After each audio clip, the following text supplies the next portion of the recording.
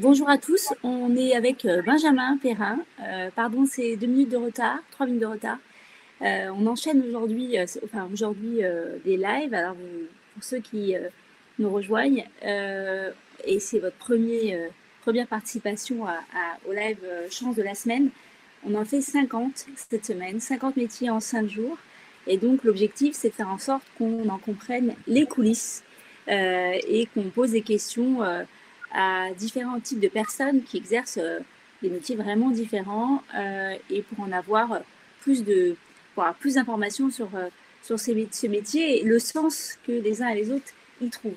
Donc aujourd'hui, on a une conversation avec Benjamin que je remercie d'avoir accepté de participer parce qu'on a pas mal de personnes qui s'intéressent au sujet d'être copywriter ou d'être plume. C'est très tentant. Il y a beaucoup de personnes qui sont venues également dans tous nos lives qui revenaient sur des sujets comme auteur ou écrivain. Donc c'est un métier qu'on peut appeler, est-ce qu'on peut appeler ce métier comme un métier fantasmé, Benjamin? Alors, est-ce que c'est un métier fantasmé? Oui et non. Moi, je trouve qu'il y a beaucoup de sens dans le fait d'écrire et dans l'approche du langage, effectivement, le fait de manier les mots.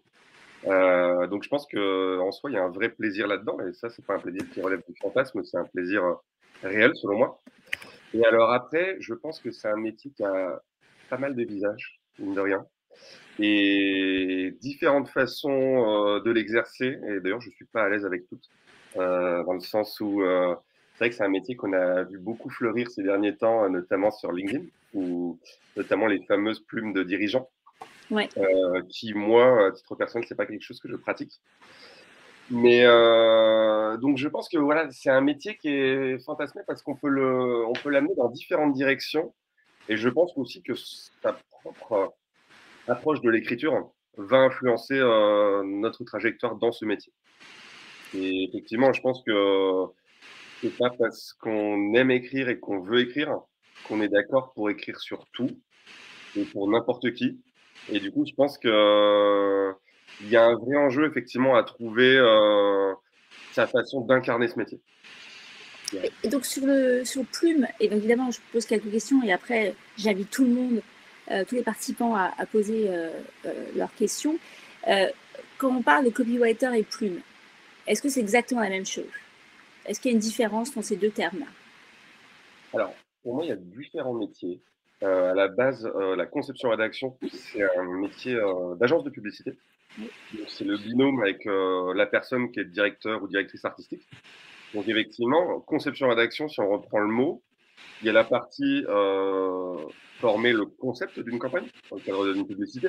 Donc, c'est-à-dire vraiment trouver le message, le bon angle, la bonne stratégie pour amener son discours. Et après, le volet rédaction, bah, qui est purement de l'écriture. Donc, effectivement, la façon de formuler ce message. Et donc, ça, on va dire que c'est le métier assez à l'origine qui depuis a largement essaimé dans pas mal de startups notamment et pas mal d'entreprises. Auparavant, c'était des fonctions qui étaient souvent externalisées à des agences. Maintenant, c'est des fonctions qui sont heureusement reconnues et que les entreprises ont envie d'internaliser. Donc ça, je dirais que c'est pour la partie conception-rédaction. La partie plume, alors moi, c'est un mot que j'aime beaucoup parce que c'est un des mots dans le nom de mon projet, Plume Attitude, qui est une newsletter sur l'écriture. Disons que ça, c'est... Alors évidemment, il y a le côté plume de dirigeant, dont je parlais un peu plus tôt. Les plumes, c'est également des plumes de ministres, par contre, ou des plumes de personnalités politiques ou des personnalités de l'entrepreneuriat, ou des personnalités médiatiques d'ailleurs. Et donc effectivement, on va dire que pour moi, la plume, ça a une approche un peu plus personnelle, un peu plus... Pour moi, c'est un peu plus tourné vers l'écriture. Typiquement, un cabinet ministériel, pour avoir déjà interviewé une de mes invitées sur le sujet, la plume au sein d'un cabinet ministériel, euh, il y a également une autre personne qui est en charge de la stratégie de communication, une autre qui est en charge de bah voilà, la gestion de l'actu, on va dire plutôt le côté veille et prospective. Et du coup, la plume va plus être la personne qui va écrire un discours, par exemple. Et effectivement, aujourd'hui, avec branding entre guillemets un peu plus personnel de la part des entrepreneurs et de personnalités, notamment sur les réseaux. C'est vrai que c'est quelque chose qui est un travail à part entière. Je sais que par exemple, dans l'ingénieur Jean Covici, lui, je crois qu'il bah, du coup, il est très actif sur LinkedIn pour parler de ces sujets donc, que sont le climat, l'environnement, la biodiversité. Et il me semble que c'est une personne qui bosse avec quelque chose comme 4 ou 5 clubs. Donc effectivement, ça change selon les plateformes, ça change selon les spécialités. Est-ce qu'on va parler de l'énergie, est-ce qu'on va parler de la justice sociale, est-ce qu'on va parler du climat, de la biodiversité. Donc ça, on va dire que c'est quelque chose qui est plus disons que moi, je vois la conception rédaction comme une approche peut-être un peu plus globale et stratégique, et le côté plume peut-être un peu plus technique pour le coup, technique de l'écriture. D'accord. Et donc, en fait, pour revenir sur votre parcours, donc là, vous avez une newsletter qui s'appelle Plume ou d'attitude, c'est ça? Oui. On invite tout le monde à les découvrir. Et donc, quel est votre parcours vous pour arriver là où vous êtes en tant que copywriter et Plume? Alors aujourd'hui, moi déjà, mon parcours, je pense qu'il est marqué par la pluriactivité, dans le sens où j'ai une activité en indépendant, en tant que concepteur-rédacteur, intervenant euh, pour certains clients, ça peut être du coach aussi pour la création de médias indépendants. L'autre activité que j'ai pour l'instant, c'est je suis en CDD à 4 jours semaine pour une association dans l'ESS. Donc là où je suis effectivement concepteur-rédacteur également. Et après, évidemment, bah, il y a cette activité qui, pour l'instant, n'est pas lucrative, mais qui est le projet personnel de Plumes of Attitude, donc qui est ma newsletter sur l'écriture, et qui d'ailleurs, c'est vrai, a été fait à la base pour un petit peu savoir comment s'orienter vers tous les métiers de l'écriture différents et savoir un petit peu, au travers d'interviews de Plume, savoir un petit peu bah, voilà, qui nous inspire, quelle trajectoire pourrait être applicable, euh, voilà, quelle voie, entre guillemets, fait sens. Et moi, je disais toujours au début de la newsletter que c'est une newsletter pour remettre l'écriture au centre de sa vie. Et du coup, en allant voir des personnalités qui l'ont fait, pour le coup, qui s'épanouissent, qui développent un certain impact, qui. Et ouais, je pense qui trouvent du sens, effectivement. C'est une notion qui est assez chère à Chance, je sais. Et du coup, je pense que ce côté. Moi, au tout début, quand j'ai lancé ça, j'avais déjà un métier en startup de conception rédaction. Mais c'est vrai que j'ai pas mal erré, et encore aujourd'hui, hein, je pense que c'est jamais évident, à savoir ce que je voulais faire de mon goût pour l'écriture. Et effectivement, je me suis dit, bah, on va aller chercher les réponses chez chaque personne. Et effectivement, aujourd'hui, même quand notre métier n'est pas d'être concepteur-rédacteur, plume ou autre, la communication, ça fait partie de nos vies. Alors, on doit écrire, voilà, il y a des présentations à faire, des mails, des textos, quoi qu'il en soit. Et je pense que redonner de l'importance un petit peu à l'écriture et au choix de ces mots qu'on utilise, c'est selon moi une faculté qui sert à bien au-delà de la vie professionnelle. Donc c'est quelque chose qui me semble assez important et qui ne doit pas être pris à la légère, je pense. Absolument. Et ChatGPT a encore du souci à se faire sur le sujet de l'écriture, parce que quand vous faites un essai sur n'importe quelle copie, imaginons une lettre par ChatGPT ou une lettre faite par une plume ou quelqu'un qui manie les mots un peu plus finement, on voit une différence majeure. Je ne sais pas si vous avez testé vous-même, mais c'est intéressant de voir à quel point, pour moi, le métier de copywriter et du plume a encore de l'avenir malgré ChatGPT. Et d'autant plus que selon moi, c'est comme on dit aussi beaucoup ça pour d'autres métiers comme dans la photographie, dans le design et du coup effectivement dans l'écriture. Euh, il faut se dire aussi que les personnes qui exercent ce métier vont utiliser cet outil. Donc c'est vrai qu'on peut voir la menace et honnêtement il y en a une, hein, moi je trouve ça impressionnant. Et genre je sais pas du tout vers quoi on va. C'est pas encore une source d'inquiétude, mais un peu quand même. Pas forcément par rapport à mon métier, mais au global.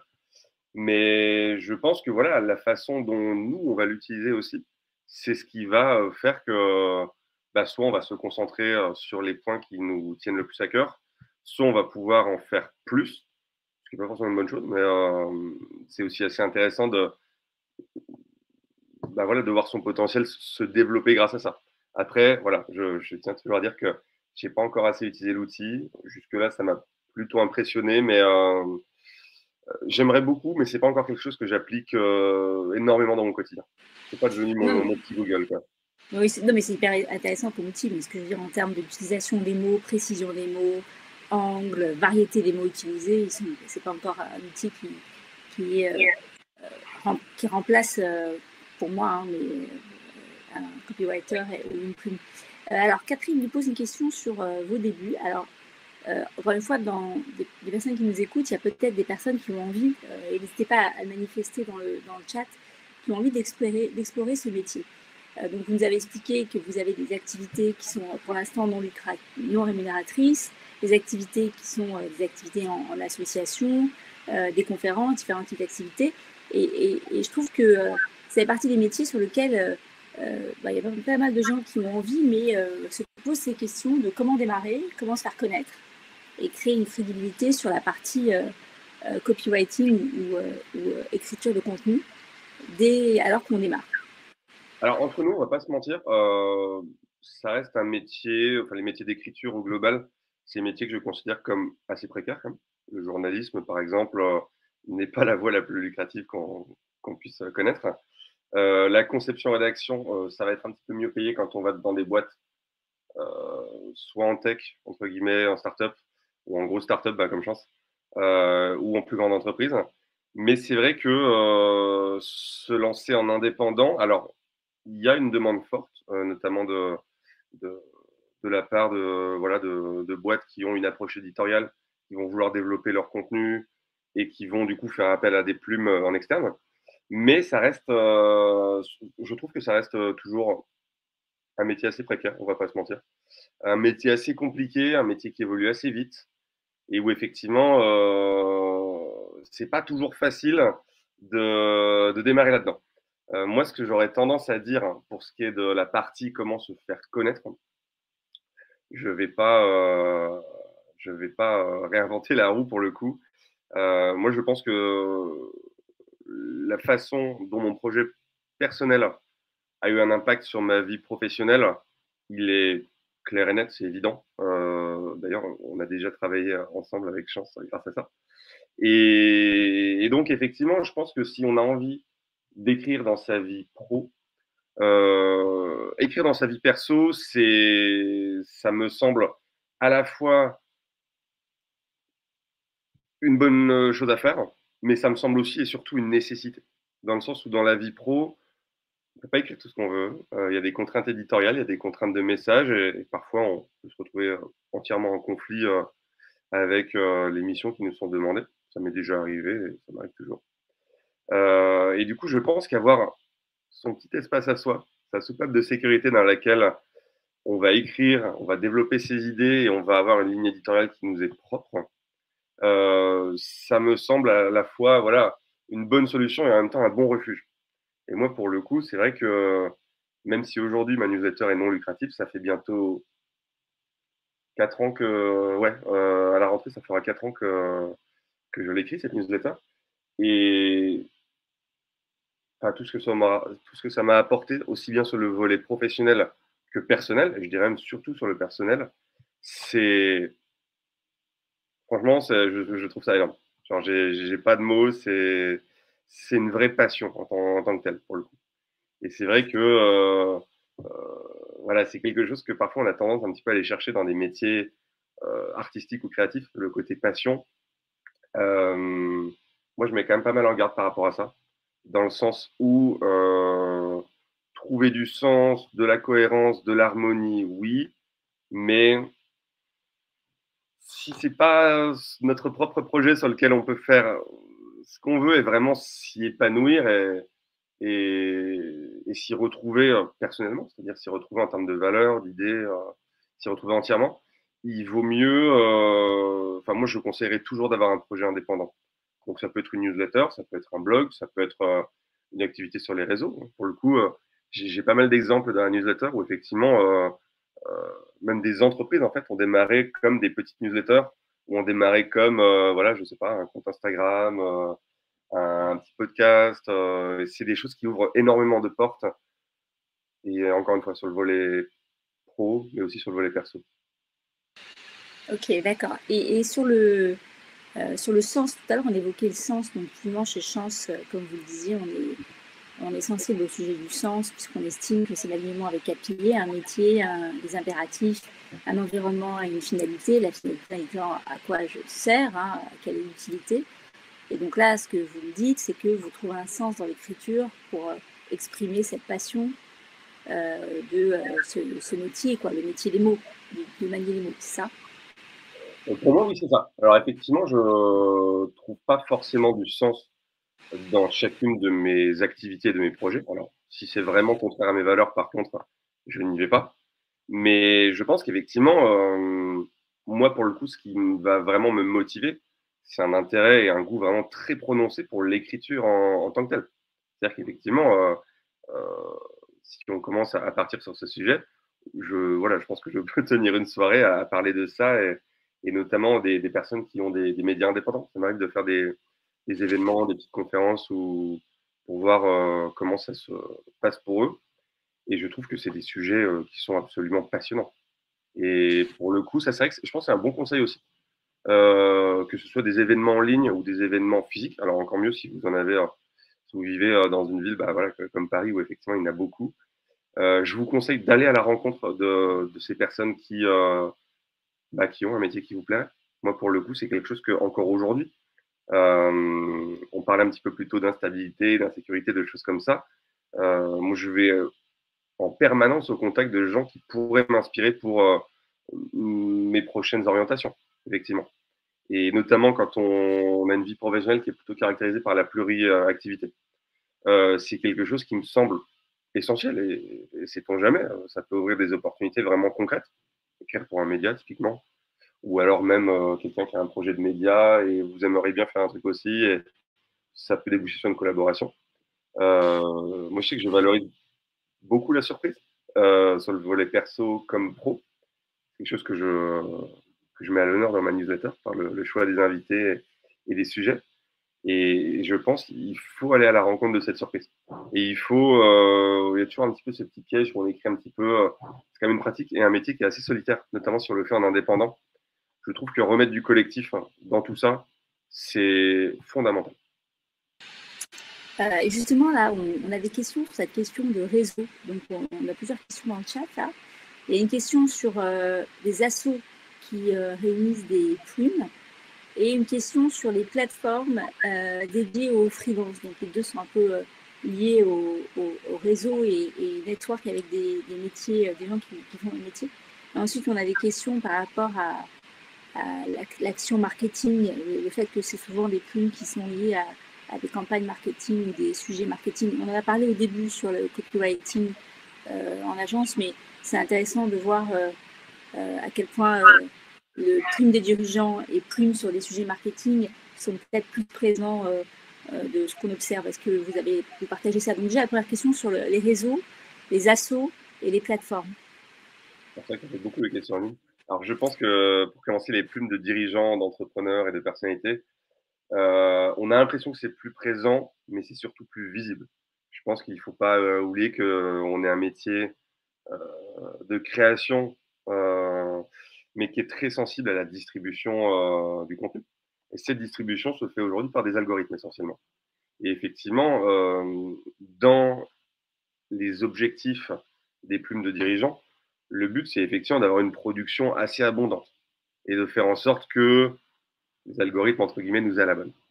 Donc ça, je pense que c'est pour ça qu'il y a peut-être un petit biais à ce niveau. Je pense que c'est surtout très visible au-delà de présent, parce qu'effectivement, le nombre de personnalités, le nombre d'entrepreneurs pour faire ça, ça reste assez limité.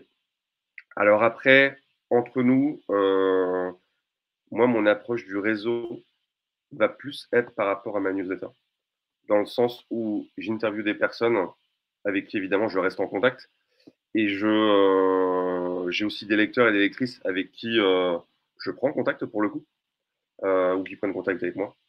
Et donc, je dirais que j'ai plutôt une tendance, une approche peut-être un petit peu plus personnelle et un peu plus en one-one, on va dire, par rapport à cette logique de réseau. Pour ce qui est des collectifs et des plateformes, je branche juste mon ordi. J'en ai pour une seconde. Hop, sinon, ça va couper. Alors pour ce qui est des plateformes, moi je dois avouer n'être sur aucune plateforme. C'est pas forcément une bonne chose, c'est peut-être une erreur de ma part d'ailleurs. Je sais qu'il y a You Love World, qui est assez réputé pour le coup pour les plumes, tout ce qui est le content marketing, le côté plume, genre rédaction de soit d'articles de blog, soit de Quel, newsletters, soit quel de est le nom? Quel est le nom? Je l'ai pas compris. You You Love Love, Words. You Ok, Love ok. World. C'est ça. Ouais, Stéphanie a écrit, connaît ces Ouais, petits. voilà. Donc ça, eux, je les connais un petit peu. Alors, je ne suis pas inscrit chez eux, mais on se connaît, on va dire. Il y a eux. Pour le coup, le problème des plateformes, même si je pense qu'elles ont un apport en termes où elles amènent du volume, c'est qu'elles ont tendance à tirer les prix vers le bas. Ça, c'est parfois un problème dans le sens où, encore une fois, il y a des logiques d'algorithme. Et effectivement, où c'est vrai qu'arriver aujourd'hui sur une plateforme comme Malte, euh, alors ce que je vais dire, c'est pas du tout une science, j'en sais rien. Mais j'ai l'impression que les freelances qui sont déjà inscrits depuis 2, 3, 4, 5 ans vont être favorisés par les algorithmes, mine de rien. Pour avoir déjà travaillé dans une startup où il y a une sorte de matching entre freelance et client, il y a une logique d'algorithme qui est quand même assez prédominante. Donc, je pense que ça vaut le coup d'y faire un tour, ne serait-ce que pour la visibilité. Mais c'est vrai que j'aurais plutôt tendance à aller chercher soi-même en fait des missions. Et effectivement, regarder tout simplement quelle ligne éditoriale nous correspond, quel secteur, quel sujet, et à les proposer immédiatement à des personnes qui sont soit en content marketing, soit qui sont dans une équipe communication, soit dans une équipe, effectivement, même, ça peut être de la marque employeur, même une équipe RH. Donc je pense que j'aurais tendance à conseiller d'aller prendre les contacts en direct avec effectivement des boîtes ciblées, on va dire. Et il me semble que la dernière question était sur les collectifs de plumes. Alors, je sais que, alors, encore une fois, moi, j'ai tendance à avoir mon petit collectif à moi, entre guillemets, qui est assez informel. Mais je sais qu'il y a la guilde des plumes, je crois. Ça, c'est plutôt pour les plumes politiques et de dirigeants. Je crois que ça s'appelle la guilde des plumes. Vous regarderez, enfin, vous vérifierez, je veux dire. Qu'est-ce qu'il y a d'autre Je sais que j'ai des amis lecteurs et lectrices qui ont des petites communautés, pas forcément pour les plumes, mais je pense à Alexis Minchella, qui a écrit un livre effectivement l'an dernier sur les freelances, qui a une communauté autour de la vie de freelance plutôt, dans laquelle effectivement, même si on n'est pas rédac, il y a quand même une logique de contenu, d'être visible, de développer un petit peu sa marque. Donc ça reste des problématiques qui sont assez communes et assez transversales. Qu'est-ce que je peux conseiller d'autre Alors, euh, on a deux autres questions. Je vous coupe Pas trop juste dans pour l'air. qu'on puisse aborder les deux dernières questions, parce que le temps passe vite. On est déjà quasiment à l'issue de notre conversation. On a une question sur la formation. On a en général toujours une question sur ce. Je suis heureuse qu'elle a été posée. C'est une question qui est assez. C'est une question de Sibylle. Est-ce qu'il y a des formations ou est-ce que le goût de l'écriture suffit pour se lancer? C'est difficile à dire. Franchement, c'est très difficile à dire. Dans le sens où il y a à boire et à manger en formation. Clairement, il y a des gens qui ont des formations vraiment de qualité. D'autres, notamment sur la conception rédaction, où ça va être un petit peu plus une affaire de hack, entre guillemets. Euh, je pense à titre perso, alors, à moins d'avoir un CPF bien rempli, effectivement, être prêt à pouvoir financer des formations, entre guillemets, un peu onéreuses. Je pense qu'il y a beaucoup, beaucoup, beaucoup de ressources qui sont en ligne, gratuites, que ce soit sur des blogs, que ce soit dans des newsletters, que ce soit dans des podcasts. Enfin, c'est un sujet qui est quand même assez discuté sur Internet. Et pour le coup, donc c'est pour ça que j'ai pas trop envie d'indiquer une formation en particulier. Alors moi, je sais que à titre perso, j'aime bien. Je sais que c'est pas pour de la conception rédaction, mais j'adore l'école d'écriture Les mots. J'avais interviewé Disney Boo en tout début de newsletter et c'est une boîte qui a vraiment toute mon admiration. Donc là, ça va être plutôt pour de la formation. Je crois qu'ils ont une formation en conception rédaction, ceci. Donc à vérifier. Eux, je les aime beaucoup. J'ai une de mes lectrices qui a également lancé une formation pour, selon moi, un métier d'avenir sur le volet écriture, qui est donc le UX Writing, donc qui est entre guillemets là où effectivement le concepteur-rédacteur est l'alter ego du directeur artistique, de la directrice artistique. L'UX Writer va être plutôt l'alter ego de l'UX Designer, dans le sens où effectivement, sur un produit ou une plateforme comme pour Chance, les textes ne sont évidemment pas mis au hasard. Et effectivement, on pense souvent que le design, c'est juste une affaire de visuel, d'esthétique, de composants. Mais il y a aussi toute une stratégie bah voilà, de hiérarchie de l'information, de savoir comment est-ce qu'on étale un discours dans un site internet, savoir comment et aussi comment adresser la personne, faire en sorte que bah voilà, tel produit ne soit pas excluant pour une catégorie de personnes, le fait que ce soit assez accessible, le fait de limiter le jargon. Ça, c'est vraiment un métier, moi, que j'aime beaucoup, sur lequel j'ai beaucoup de respect. Et je sais qu'il y a une de mes lectrices qui a également un podcast, et ça s'appelle l'OREM, comme l'OREM en soi. Et c'est une formation en UX Writing qui fait ses débuts et en laquelle je crois. Donc ça, ce serait un petit peu pour des besoins plus spécifiques. C'est hyper intéressant, surtout pour ceux qui nous écoutent. Peut-être que c'est une idée que vous apportez ici de métier d'avenir qui peut être aussi à cheval sur à la fois des métiers sur lesquels il y a des recrutements et un désir d'écriture. Je suis obligée d'arrêter le meeting là parce qu'on enchaîne les conversations pendant cette semaine. Et donc, il y a quelqu'un qui starting block pour avoir une conversation sur un autre métier maintenant à midi. Je voulais vous remercier, Benjamin, d'avoir accepté de partager avec nous. Je trouvais que c'était génial de vous avoir, vous, parce que d'abord, on se connaît.